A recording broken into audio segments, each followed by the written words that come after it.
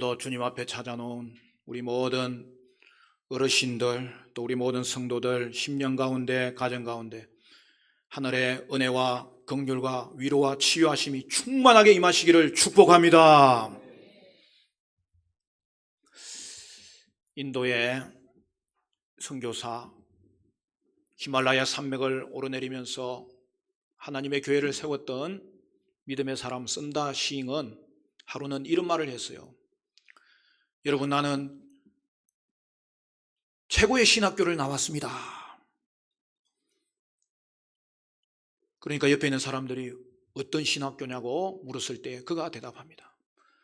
바로 어머니의 품이 나에게는 가장 큰 신학교였습니다. 오늘 어버이 주일입니다. 다른 말로 부모 공경을 되새기는 부모 공경 주일입니다. 오늘 본문은 우리 가정에 주시는 말씀으로 먼저 자녀들이 부모에게 순종할 것을 명하였고, 또한 부모된 자들에게도 자녀를 잘 양육하라고 권면하였습니다. 우리 교회 모든 성도님들은 하나님의 말씀대로 부모 공경에 놀라운 삶을 살아가시기를 바라고, 부모된 자로서 자녀를 잘 양육하는 성도 여러분 되시기를 축원합니다. 첫 번째 권면은 부모에게 순종하라입니다. 바울은 이것이 옳으니라 라고 말했습니다. 여기서 옳다는 말은 하나님의 질서에 맞다라는 뜻입니다. 하나님의 질서가 이루어질 때 그것은 옳은 일이 됩니다. 1절에서 바울은 자신의 말로 자녀들이 해야 될 일이 무엇인지 명백하게 밝혔죠. 그런데 2절, 3절은 바울의 말이 아니고 구약에 나오는 십계명의 인용으로 우리가 왜 부모님께 순종해야 하고 그것이 옳은지를 설명해 줍니다. 부모님께 순종하는 것은 그것을 계명으로 주신 하나님께 순종하는 것이라는 사실입니다. 즉 부모를 공경함으로 하나님께 순종하는 자는 땅에서 잘되고 장수하게 되는 복을 주신다고 약속하신 것입니다. 부모에게 순종하라는 명령의 근거는 10계명 중에서 5계명, 내 부모를 공경하라는 명령에서 나온 것입니다. 바울은 자녀들을 향한 권면에서 이 5계명을 인용하는 거예요. 또한 바울은 거기에 설명을 덧붙이는데요. 즉 부모를 공경하라는 부분은 동일하지만 그 다음에 뭐라고 되어 있죠? 이것은 약속 있는 첫 계명이다라는 말은 10계명은 없습니다. 이 부분은 바울이 붙인 해설이에요. 약속이 있다는 것은 반드시 보상이 따른다는 뜻이죠. 그 보상은 내가 잘되고 땅에서 장수하리라는 것입니다.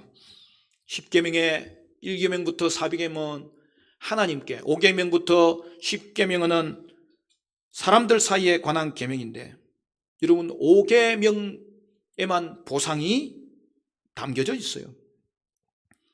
이것은 하나님에 대한 순종과 공경을 기반으로 육신의 부모에게도 순종하고 공경하라는 뜻이죠. 즉 부모 공경은 권위의 문제라는 것입니다. 하나님은 이 땅 가운데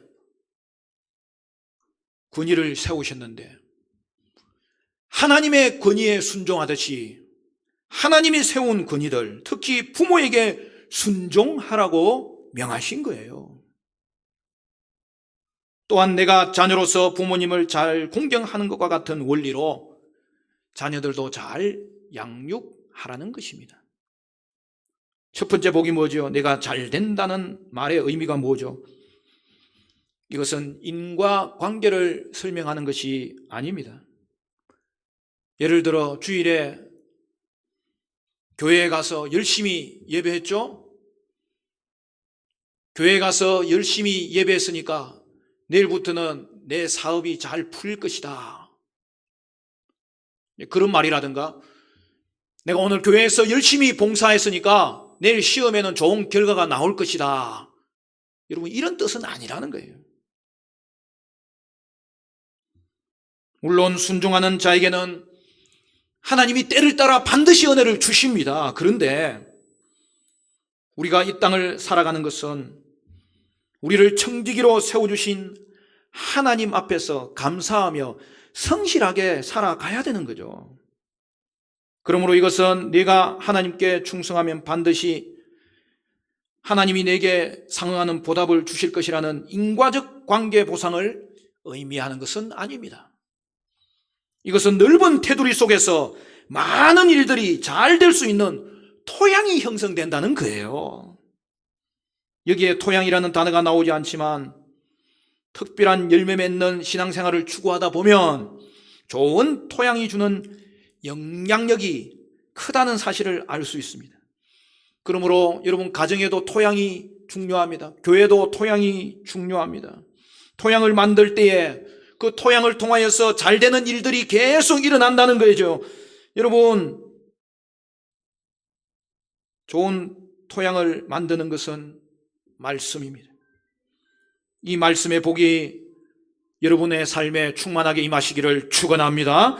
말씀이 심겨지면 마음에 좋은 토양이 이루어지는 거예요.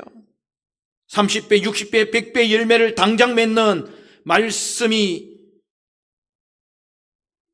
씨가 되는 또 그런 경우도 있지만 토양을 좋게 만들어가는 귀한 자양분으로 사용되는 말씀의 씨가 심겨져야 된다는 것입니다. 오늘도 이 말씀이 여러분의 심령에 뿌려질 때에 그 뿌려진 말씀이 좋은 토양으로 저와 여러분을 가꿔가는 축복이 임하시기를 축원합니다. 두 번째 복은 땅에서 장수하리라입니다. 여러분, 여기서 장수는 단순히 오래 사는 것을 말하는 것이 아닙니다. 신자는 지금 천국 가도 좋은 사람들 아닙니까? 우리는 이미 천국을 소유하고 있기 때문입니다. 그런데 우리가 이 땅에 남아있는 이유는 사명 때문입니다. 오래 사는 것이 축복이 되려면 살아있는 시간의 길이가 중요한 것이 아니라 길어진 그 시간만큼 하나님을 섬길 수 있는 기회가 많아지는 것이 중요한 거예요. 그 기회를 살린 사람은 복받은 사람입니다. 길어진 생명이 좋은 영향력을 미치기 때문입니다. 하나님이 장수의 복을 주시면 예배의 자리를 잘 지키고 하나님을 경배하는 모습으로 드러날 것이기 때문입니다.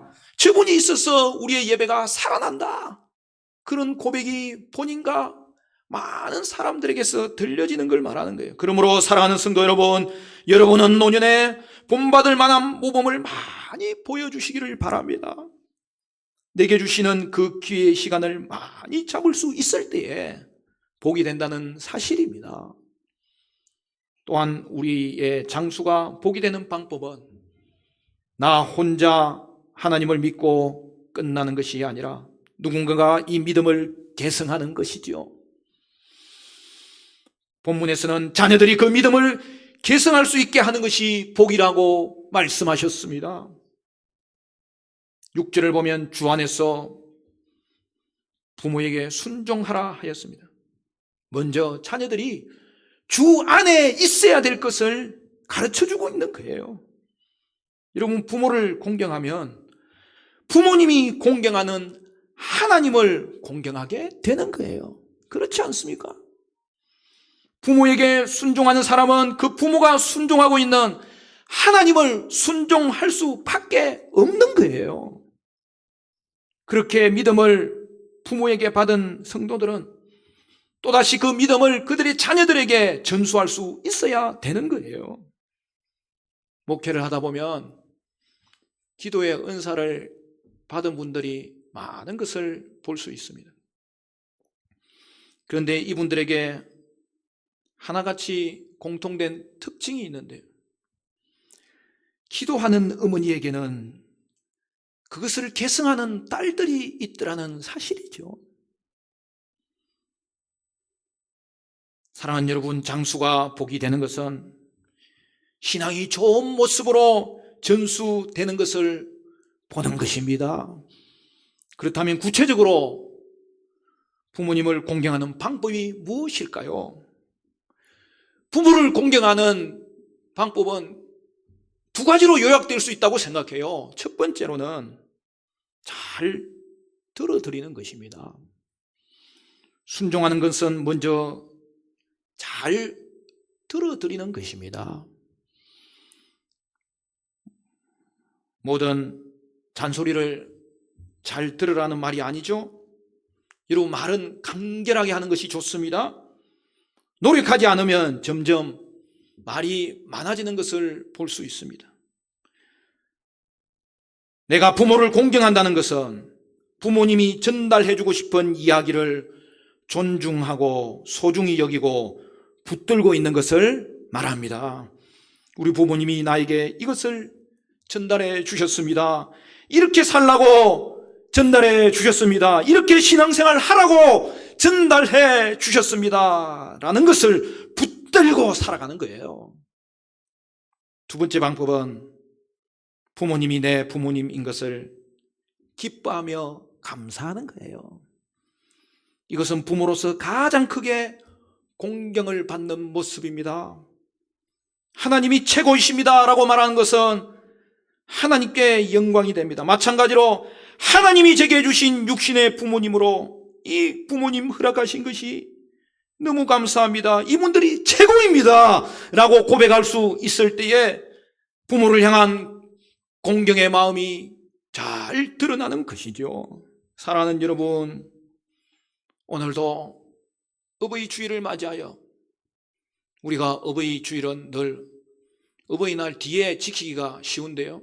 날짜가 그렇게 되지 않습니까? 어린이 주일하고 어버이 주일하고 3일밖에 안 되니까 어린이 주일은 첫째 주에 보통 맞는데 어버이 주일은 겨우 맞을 때에는 1일부터 시작해야 어버이 주일 갔든지 빠르든지 하는 것이 돼서 날짜가 이게 맞나, 또 어떤 사람은 목사님 날은 먼저 지키는 것이지 뒤에 지키는 것이 아닌 것 같은데요, 이런 경우도 있어요. 그렇지만 여러분, 우리가 주일을 어버이 주일로 지킨다는 것은 다시 한 번 더 우리가 부모 공경 주일을 생각하면서 우리 자신을 돌아볼 수 있는, 하나님이 우리에게 주신 건의들이 많지만 그 중에서 부모의 건의에 대해서 깊이 생각할 수 있는 기회가 되기 때문에 여러분, 어버이 주일은 너무나 우리에게 소중한 것이죠. 그러므로 여러분, 오늘 여러분의 마음을 부모님들에게 꼭 전달했으면 좋겠습니다. 아버지 어머니는 내게 최고의 아버지 어머니십니다. 아버지 어머니가 나의 아버지 어머니인 것으로 인하여서 너무너무 감사합니다.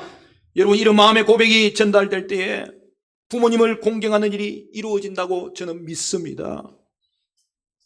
이제 바울은 공경받는 부모로서 해야 할 일이 있다고 말합니다. 바울은 부모에게 자녀들을 노엽게 하지 말고 교훈과 훈계로 양육하라고 말합니다. 여기서 노엽게 하지 말고는 방법이고 실제 핵심은 양육하라입니다. 부모에게 자녀에 대한 양육에 책임이 있다는 사실을 성경은 명확하게 가르치고 있습니다. 여러분, 부모로서 자녀를 양육하기 싫은 사람이 어디 있겠습니까? 양육을 소홀히 하고자 하는 사람이 어디 있겠습니까? 그런데요, 가끔 있습니다. 정말 말도 안 될 정도로 자녀들을 유기하고 방치하는 경우가 있습니다. 그래서 그런 부모에게서 자란 자녀들은 내가 왜 부모를 공경합니까? 내가 어떻게 부모를 공경할 수 있습니까? 내가 어떻게 부모에게 순종할 수 있습니까? 늘 그래야 하는 것입니까?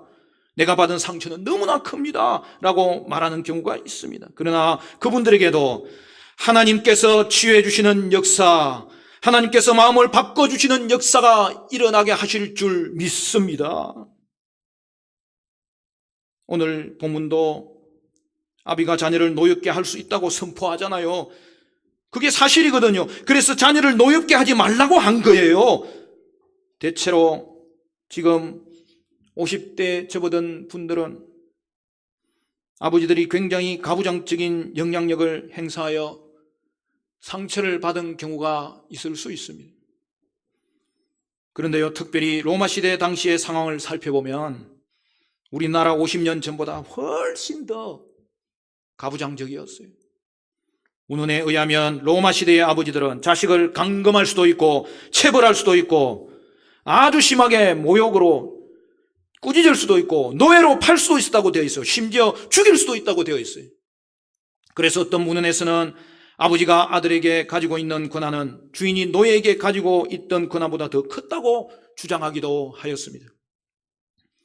이러한 부모의 권위적인 권한이 자식들을 노엽게 할 수 있다는 사실을 알아야 됩니다. 하지만 자식을 노엽게 하지 않아야 되겠다, 어떻게 하면 노엽게 하지 않을까라는 쪽으로 관심을 두지 않고 성경은 잘 양육할 수 있는 쪽에 관심을 두라고 명하고 있습니다.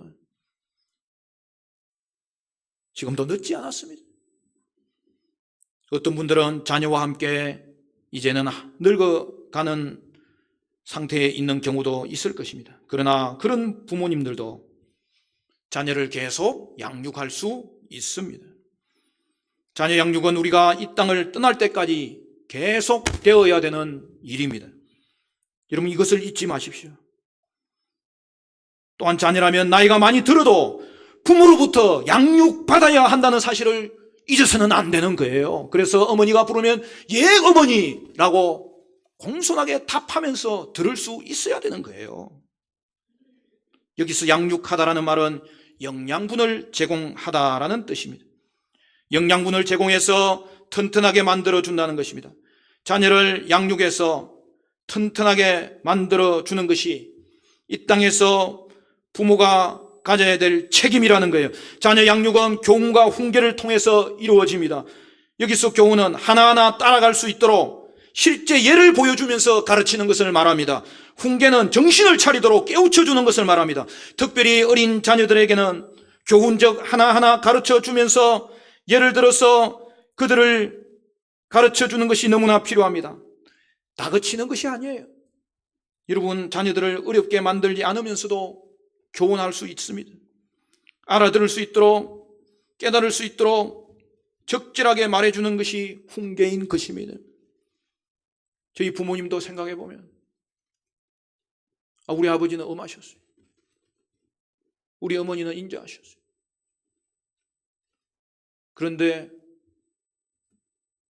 저희 아버지가 저에게 나를 어렵게 하면서 가르친 적은 없는 것 같아요.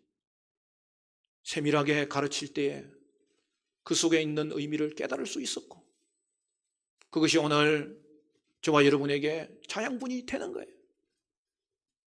요즘 젊은 세대 부모님들이 자녀 양육에 있어서 잘못하는 것이 있는데, 그것은 자녀들의 감정은 받아주지 않고 행동은 받아준다는 거예요. 잘못된 행동을 했는데 그것을 받아주고, 마음이 아픈데 그 마음은 헤아려 주지 않는다는 거예요. 여러분, 잘못된 행동은 그냥 넘어가면 안 됩니다. 교훈을 해 주어야 됩니다. 훈계를 해 주어야 됩니다. 그리고 그들의 마음은 다독여 주어야 되는 것입니다. 우리는 다시 한 번 더 어버이 주를 맞이하여 우리 자신이 어떻게 하고 있는지 살펴보면 좋겠습니다. 어떤 아버지가 임종을 맞이하여 자녀들이 다 모이게 되었습니다. 아버지가 자녀들에게 마지막으로 교훈할 수 있는 시간이었습니다. 그런데 아버지는 유독 믿지 않는 막내 아들에게 많은 이야기를 하고 있었습니다. 그래서 다른 자녀들이 아버지, 저희에게도 한 말씀 좀 남겨주세요라며 기대를 비치자 아버지는 막내에게 할 말을 다 마친 다음에 이렇게 말했다고 합니다. 믿는 애들은 다시 천국에서 볼 거니까 할 말이 없고, 믿지 않는 녀석은 못 만날 수도 있으니까 내가 그 아이에게만 이야기하는 거야. 그렇게 하고 돌아가셨다는 거예요. 그날 받은 충격으로 막내도 주님을 믿게 되었습니다. 사랑하는 성도 여러분, 가장 큰 부모 공경은 부모가 공경하는 하나님을 공경하는 것입니다. 그러기 위해서는 우리도 자녀들을 믿음의 자녀로 양육할 수 있어야 됩니다. 그런데 그것이 그냥 되지 않습니다. 여러분, 세상 교육에는 일주일 167시간을 투자하면서 주일에 주일학교 1시간 교육으로 여러분 신앙교육이 되리라고 기대할 수 없어요. 그러므로 우리는 최선을 다해서 집에서, 교회에서 신앙교육을 계속 시도하고 계속 시도해야 되는 거예요. 여러분, 크고 나면 아무 소용이 없어요. 어릴 때부터 신앙교육을 철저히 해야 되는 거예요. 그러나 지금도 때는 늦지 않았습니다. 우리가 잘 아는 어거스틴은 나이 30이 될 때까지 방탕한 생활을 보냈고, 그는 학문을 연구한답시고 연구한 것이 이단에 빠지기도 했습니다. 하지만 그의 어머니 모니카는 그를 위해서 끊임없이 기도했고, 그가 가는 유학길에 함께 동행하면서 그에게 교훈했습니다. 마침내 어거스틴은 회심하여 주님 앞에 돌아왔고 사제가 되었고 히포의 주교가 되었고 초대교회와 중세교회 전체를 아울러서 가장 훌륭한 하나님의 사람이 되었습니다. 사랑하는 성도 여러분, 기도하는 자녀는 망하지 않습니다. 때는 늦지 않았던 거예요. 그래서 우리가 계속 기도하고 양육할 때에 우리는 하나님의 일하심을 기대할 수 있습니다. 사랑하는 성도 여러분, 아직도 기회가 있습니다. 내가 하나님을 공경하고 자녀를 잘 양육하려는 마음을 갖고 있을 때 우리에게 주님이 주신 그 명령이 이루어지는 역사가 나타나게 될 것을 이 시간 믿음으로 주님을 바라보고 주님 앞에 결단하고 그것을 믿고 그 은혜를 경험하는 저와 여러분 되시기를 주님의 이름으로 간절히 축원합니다.